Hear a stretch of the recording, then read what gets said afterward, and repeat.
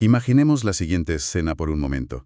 Las prisas habituales por salir de casa por la mañana, un descuido tonto y de repente la pesada puerta del coche se cierra de golpe. Pero un dedo se ha quedado atrapado justo en el marco. Uf, solo de pensarlo ya me duele, madre mía. Ya, es terrible. Y fíjate en el proceso, porque en ese primer instante se produce un dolor súper agudo, punzante, rápido como un relámpago, que te hace pegar un grito inmediato. La reacción instintiva es apartar la mano corriendo. Claro, el cuerpo reacciona antes, casi de que lo pienses. Exacto.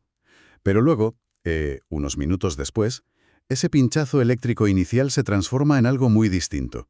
Pasa a ser un dolor latente, sordo, ardiente y constante, que parece que palpita al ritmo de tu propio corazón. Sí, sí, esa transición tan marcada de la punzada rápida a la quemazón persistente, bueno, no es ninguna casualidad evolutiva. Es la firma inconfundible de cómo está cableado el cuerpo humano por dentro. Vamos, es la anatomía del dolor manifestándose en tiempo real. Y precisamente por eso estamos hoy aquí. Bienvenidos a un nuevo análisis a fondo, donde tenemos una misión que de verdad me parece fascinante. Vamos a desmitificar cómo la ciencia médica ha aprendido a utilizar la electricidad, ojo, no para electrocutar a nadie, sino para hackear el sistema nervioso y detener ese sufrimiento. O sea, mandar un ejército eléctrico para cortar la señal, no. Eso es. O sea, ¿qué pasaría si, ante ese dedo magullado, se pudiera enviar a través de la piel un pulso eléctrico para interceptar y bloquear las señales de socorro antes de que el cerebro diga ¡ay!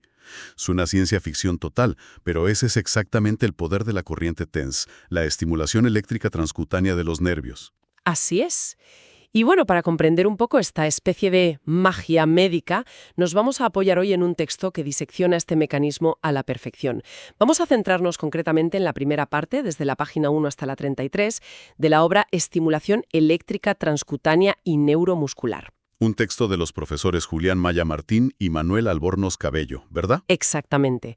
Y es una lectura fantástica porque sienta las bases fisiológicas de cómo interactúan los pulsos eléctricos externos con nuestra biología más profunda. Vale, pues vamos a desentrañar esto paso a paso. Antes de entender cómo una máquina detiene el dolor, asumo que tenemos que comprender un poco las carreteras por las que viaja esa señal. Porque claro, si no conocemos los cables de la instalación, difícilmente vamos a interceptar el mensaje. Totalmente. A ver, el organismo es, a todos los efectos, un circuito eléctrico súper complejo. Los autores establecen desde el principio que para que un estímulo eléctrico externo sea eficaz, no vale con soltar una descarga al azar y cruzar los dedos. Ya, no es enchufar a la corriente y listo. ¿Qué va, qué va? El pulso tiene que cumplir unos requisitos físicos muy precisos. Y aquí se apoyan en un concepto fundamental que es la curva de Hausen, la curva intensidad-tiempo. Vale, eso suena un poco a física avanzada. Si lo simplificamos un poco, es básicamente la receta exacta para crear ese pulso eléctrico perfecto. Pues sí, por así decirlo. La curva de Hausen detalla que el impulso necesita 3 ingredientes críticos para que el nervio le haga caso, o sea, para que reaccione. Primero, una intensidad suficiente. Segundo, una duración específica medida en milisegundos. Ajá, o sea, la fuerza y cuánto dure el golpe. Eso es. Y tercero, y esto es vital, la velocidad a la que esa corriente alcanza su pico máximo.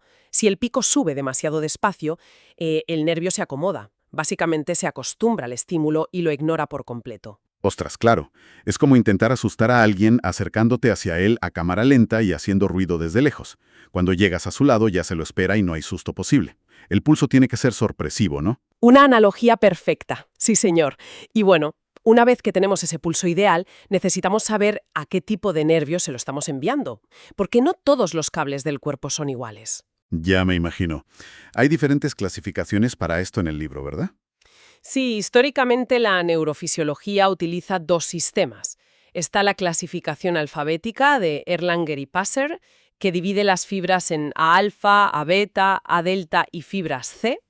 Y luego la numérica de Lloyd, que las agrupa en 1, 2, 3 y 4. Pero vamos, lo fundamental aquí no es aprenderse de memoria las letras. Claro. Lo importante es entender cómo la estructura dicta la función de cada cable. Y aquí es donde entra en juego el concepto de la mielina, ¿me equivoco? Volviendo al ejemplo del dedo pillado en la puerta, el libro menciona que el primer dolor, ese pinchazo rápido, viaja por las fibras del grupo 3 o A delta. Exacto. ¿Y por qué son tan rápidas? Pues por su funda aislante. La mielina es una capa rica en lípidos que envuelve a ciertos nervios. Es muy parecida al plástico que recubre los cables de cobre de un enchufe, para que nos entendamos. Ajá. Pero en el cuerpo esta capa no es continua. Tiene pequeños huecos llamados nódulos de Rambier. Gracias a la mielina, la señal eléctrica no tiene que ir arrastrándose milímetro a milímetro por el nervio, sino que va dando saltos a toda velocidad de hueco en hueco. Esto se llama conducción saltatoria. Vale. O sea, estas fibras mielinizadas son literalmente como la fibra óptica de nuestra instalación de telecomunicaciones. Su trabajo es dar la alarma inmediata de que el tejido acaba de sufrir un daño estructural grave en milisegundos. Totalmente. Es el mensaje de ¡cuidado! ¡Aparta la mano ya! Pero luego tenemos el famoso segundo dolor, el que llega minutos después. Ese dolor sordo, continuo, que te quema. Y ese viaja por las famosas fibras T, o del grupo 4, según el texto. Las C son mucho más finas y sobre todo amielínicas, o sea, no tienen esa capa aislante de la que hablábamos. Por tanto, la señal tiene que recorrer todo el nervio sin poder dar saltos. Es una conexión muchísimo más lenta. Como la conexión a Internet por módem de los años 90, vamos. Exacto, hace el ruidito y todo en la cabeza. Su función evolutiva no es el reflejo rápido, sino mantener el sistema en alerta roja constante. Así asegura la inmovilidad de la zona para protegerla mientras se cura. Entendido. Tenemos cables ultra rápidos y cables lentos.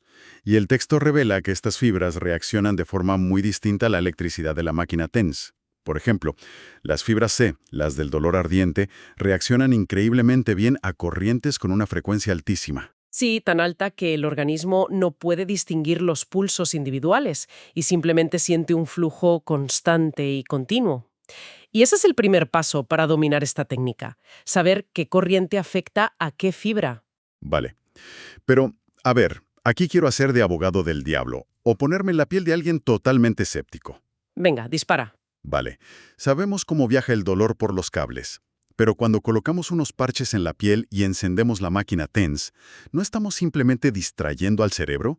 Es decir, si te duele la rodilla y de pronto un aparato te da un cosquilleo vibratorio fuerte, tu mente le presta atención a la vibración y se olvida del dolor un rato. Ya, una simple distracción psicológica. Claro, ¿dónde está el efecto real, anatómico de todo esto? Pues me alegra que me hagas esa pregunta porque esa es precisamente la duda que separa el mito popular de la ciencia médica real. Maya Martín y Albornoz Cabello son súper categóricos con esto. No es una simple distracción mental, hay un bloqueo mecánico, físico y químico completamente demostrado. Ostras, ¿y cómo funciona eso? Todo esto se basa en la famosísima teoría de la puerta de control, que formularon Melzack y Wall. Para visualizarlo, imaginemos que en la médula espinal hay un área específica llamada sustancia gelatinosa. Pues ahí existe una especie de filtro. Es un punto de control por el que deben pasar todas las señales antes de subir al cerebro. Vale, o sea, las señales lentas del dolor, las de las fibras T, llegan ahí e intentan pasar para que el cerebro diga ¡ay! ¿Y qué hace la máquina TENS entonces? Pues la TENS lanza impulsos a través de la piel que estimulan específicamente a unas fibras gruesas y rapidísimas, las A-beta, que solo transmiten sensaciones táctiles, no de dolor.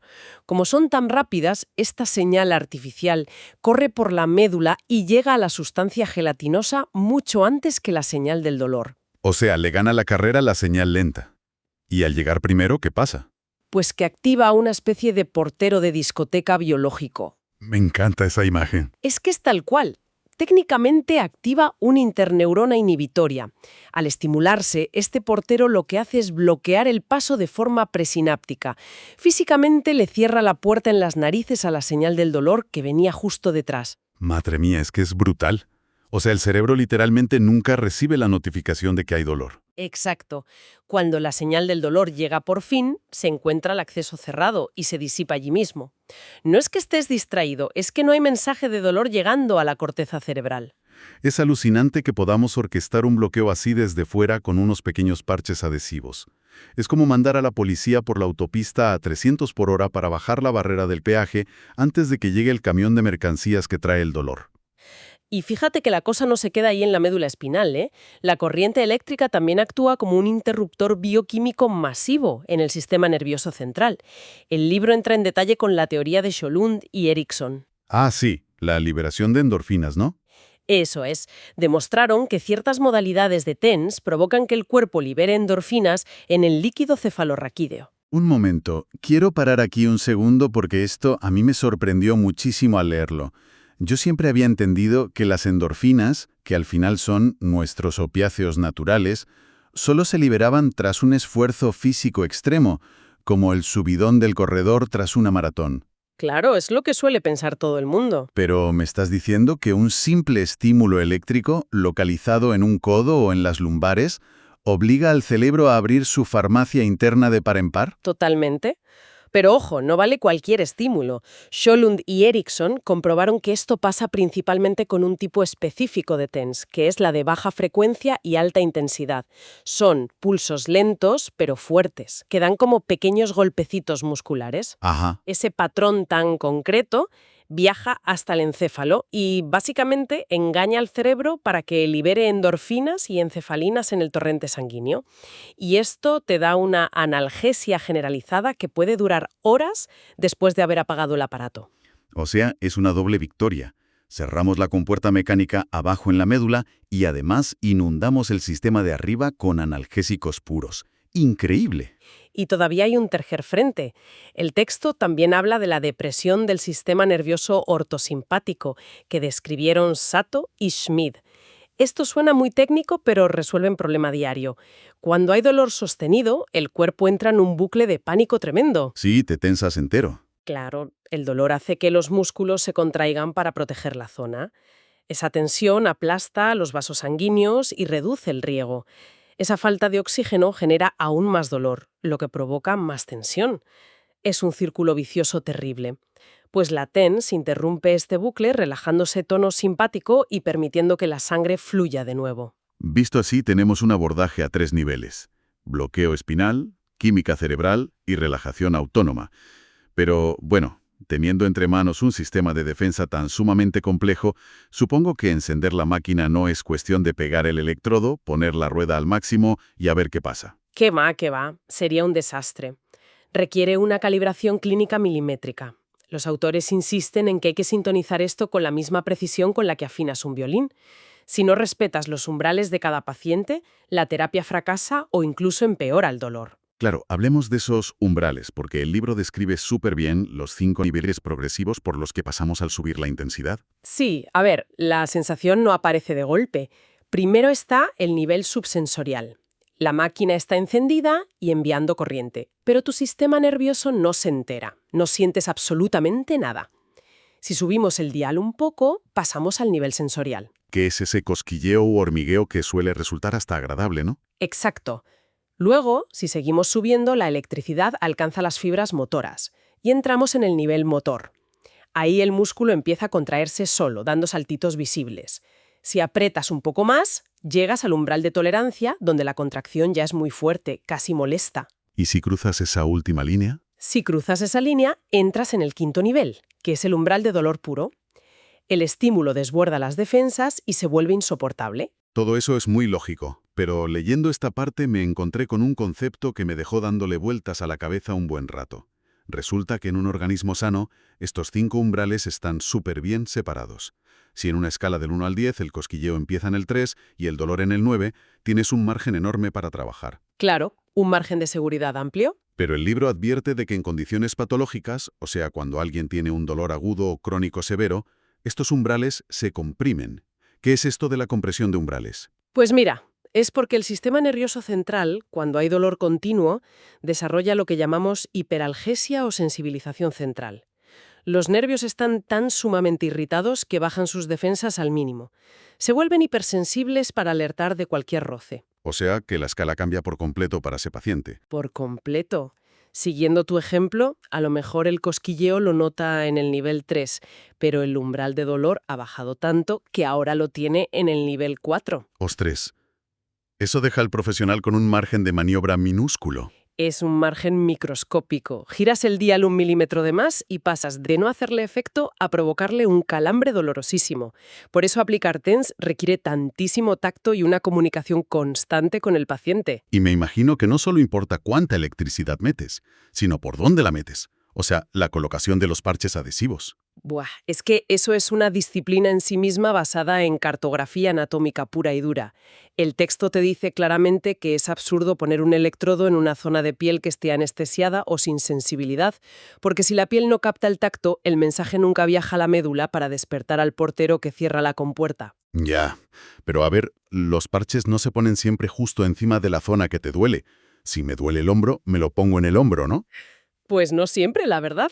Depende muchísimo de dónde venga el dolor. A veces el dolor se irradia a otra parte. Por eso, en fisioterapia se usan mapas neurológicos invisibles del cuerpo. Hablan de aplicar electrodos siguiendo dermatomas, que son zonas de la piel conectadas a una misma raíz nerviosa espinal, o miotomas para el músculo. E incluso mencionan los esclerotomas, que yo confieso que ahí me perdí bastante. Un dermatoma para la piel lo entiendo, pero ¿qué demonios es un esclerotoma? Es fascinante, fíjate. Un esclerotoma es el mapa profundo del hueso o articulación inervado por un solo nervio. Lo increíble es que un hueso súper profundo y una zona de piel, que parece estar lejísimos, pueden compartir exactamente el mismo cable principal que va hacia la médula. Ah, vale, vale. Así que para calmar un dolor de hueso, el clínico puede ponerte los parches en una zona de la piel que parece que no tiene nada que ver, pero sabe que la señal viajará por esa vía compartida y cerrará la compuerta del dolor para ambos sitios. Es un conocimiento brutal de la anatomía. Es como saber qué calle secundaria estrecha tienes que tomar para bloquear de repente la avenida principal correcta. Es alucinante. Y, oye, hablando de detalles técnicos, aquí hay algo que rompió totalmente mis esquemas lógicos. Resulta que tenemos dos electrodos, el positivo o ánodo y el negativo o cátodo. Sí, los dos polos de toda la vida. Claro, y la intuición básica te dice que lo positivo es lo activo, lo fuerte, el que manda. Pero, según Maya Martín y Albornoz Cabello, el gran héroe de la historia terapéutica es el polo negativo, porque el cátodo es el más importante. Es una observación buenísima y tiene todo que ver con la física celular de nuestros nervios. A nivel puramente neurológico, el polo negativo es inherentemente más despolarizante que el positivo. Vale. ¿Y qué significa despolarizante para los que no somos expertos?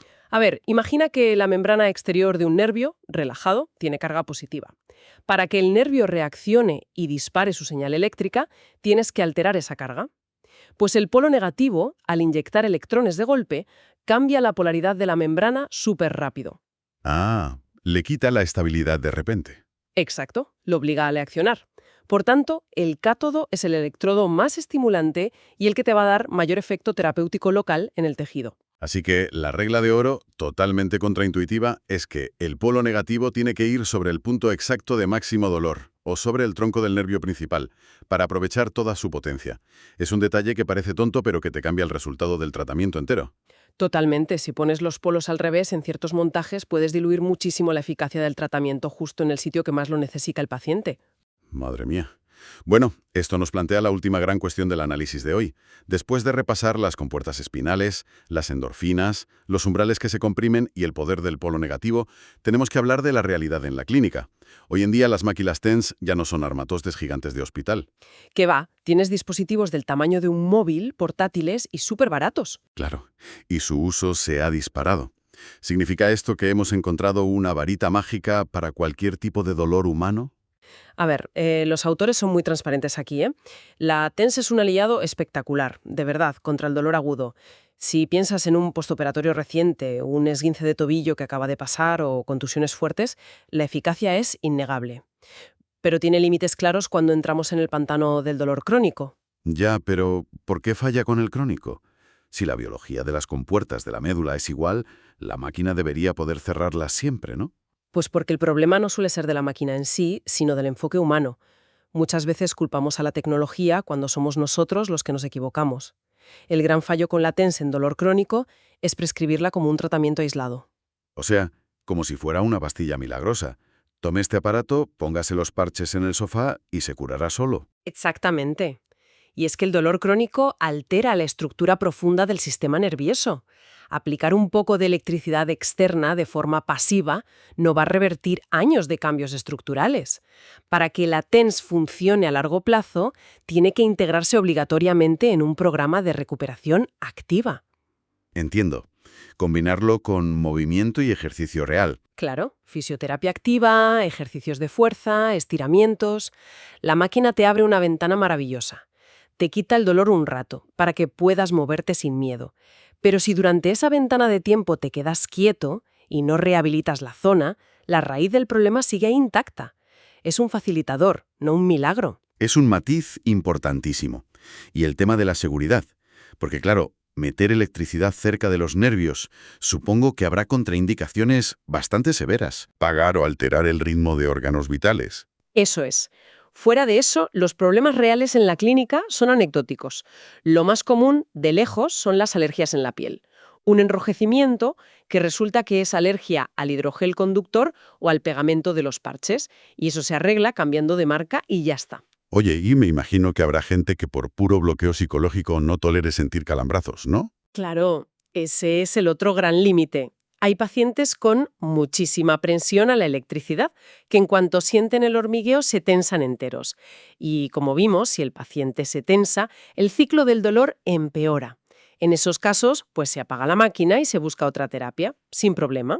Bueno, pues para recapitular y asentar toda esta avalancha de información de estas 33 páginas. Estamos ante una herramienta brillante que ha logrado traducir el idioma de nuestro sistema nervioso. La TENS aplica principios físicos súper precisos. Aprovecha que tenemos cables de distintas velocidades para enviar un pulso táctil que corre y le cierra la puerta en las narices al dolor en la médula. Un resumen fantástico. Y a la vez golpea con la frecuencia justa para liberar endorfinas y calmar al sistema autónomo. Y todo depende de la destreza de colocar el polo negativo en su sitio y de tener el tacto suficiente para no pasarse de intensidad con un paciente que está hipersensibilizado. Es la física y la anatomía trabajando de la mano. Totalmente. Es el dominio humano y técnico sobre nuestra propia biología. Y asimilar todo esto, la verdad, me lleva a una reflexión final que me gustaría dejar por aquí botando. Hoy usamos parches de gel, cables por fuera y dependemos de la calibración manual. Pero sabiendo que la tecnología es cada vez más diminuta y que la ropa inteligente avanza a pasos agigantados, ¿estamos muy lejos de un futuro donde las prendas lleven estos filamentos conductores integrados? Ostras, qué buena pregunta. Imaginemos una simple camiseta que tenga sensores biométricos. Detecta que tus trapecios están tensando muchísimo, en la oficina por el estrés, y sin que tú hagas nada, empieza a inyectar microcorrientes que ni notas. Un fisioterapeuta robótico invisible tejido en tu ropa que te relaja y te libera endorfinas antes de que llegues a sentir el dolor. Fíjate que esa convergencia entre neuroestimulación y tejidos inteligentes es la próxima gran frontera. Vamos a ver cosas increíbles. Segurísimo que sí. Así que nada, la próxima vez que, por desgracia, un ledo acabe pillado en una puerta, acordémonos de toda la actividad frenética que está ocurriendo ahí dentro. Y recordemos que la ciencia ya tiene a un ejército eléctrico dispuesto a entrar en combate. Ha sido un placer investigar y charlar sobre esto. Igualmente, un placer absoluto desgranar este tema contigo. Nos vemos en el próximo análisis a fondo.